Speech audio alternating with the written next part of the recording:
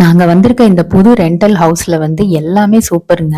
ஆனா kitchen sink பாத்தீங்கன்னா, ஒரு பெரிய சைஸ் பாத்திரம் கூட வச்சு விளக்கவே முடியாது. இங்கேயும் அங்கேயும் இடிச்சுக்கிட்டே இருக்கும். அப்புறம் பார்த்தா டேப் ஆஃப் பண்ணி ஆன் பண்ணோம்னா ஆடிட்டே இருக்கும்.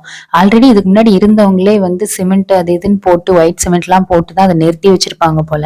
நாங்களுமே இந்த வீட்டுக்கு கொஞ்சம் மாசம் ஆச்சு. சரி நம்மளும் இப்படியே ஓட்டிடலாம் அப்படின்னு பார்க்கும்போது, தண்ணியும் ரொம்ப ஸ்லோவா வந்துச்சு. ஆடிட்டே வேற இருந்தது டேப்பு. சரி மாத்திரலாம் அப்படின்னு சொல்லி வர சொல்லி நாங்க டேப்பும் வாங்கி கொடுத்து மாத்திட்டோம். பழைய பைப்பை எடுத்துட்டு புதுசா மாட்டினதுனால ஒயிட் சிமெண்ட் அது இதுன்னு உடஞ்சு அந்த இடமே நாஸ்தி ஆயிருச்சு. சரின்னு சொல்லி கொஞ்சம் அந்த ஒயிட் சிமெண்ட் இருக்கிற இடம் முடிஞ்ச அளவுக்கு தேய்ச்சி ஓரளவுக்கு கிளீன் பண்ணிட்டேன்.